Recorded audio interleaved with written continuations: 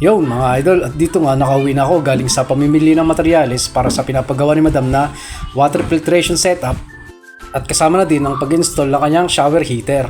So pagkatapos nga nun, in-assemble ko na agad itong mga filter. 3 stages nga pala to mga idol dahil yun ang request ng ating Madam. Sinuggest ko nga rin kay Madam na mas maganda sana kung doon pagkatapos ng metro bago pumasok ng bahay namin ito ilagay nang sa gayon maging centralized na ang kanyang water filtration. Ultimo sa gripo sa lababo nakapilter na yung tubig na lumalabas. Ang sagot nga niya sa akin yung mga tubo kasi o yung mga pipes mga luma na at ganoon din naman maraming lumot na at malamang marurumi na yun sa loob, kaya sabi ni Madam kung doon ilalagay siguro next time na lang pababago niya na rin yung water line nila buong bahay. Ang priority lang naman niya kasi ngayon yung anak niya nagkaka-skin rashes kasi. Gawa ng minsan kasi medyo marami yung tubig na lumalabas dito sa mga gripo dito sa lugar namin. Kaya yun lang muna ang priority niya, yung anak niya.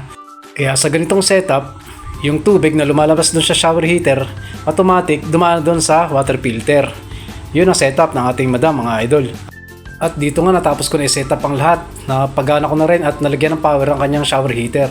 At dinedemo ko na sa kanya at pinapaliwanag kung paano i-operate yung shower heater at kung paano gumagana yung water filter na kinabit natin mga idol. Napakasimple lang naman ito, pero syempre mas maganda kung ipapaliwanag natin sa kanya para nang sa gayon mas maging komportable sila sa ginawa natin mga idol.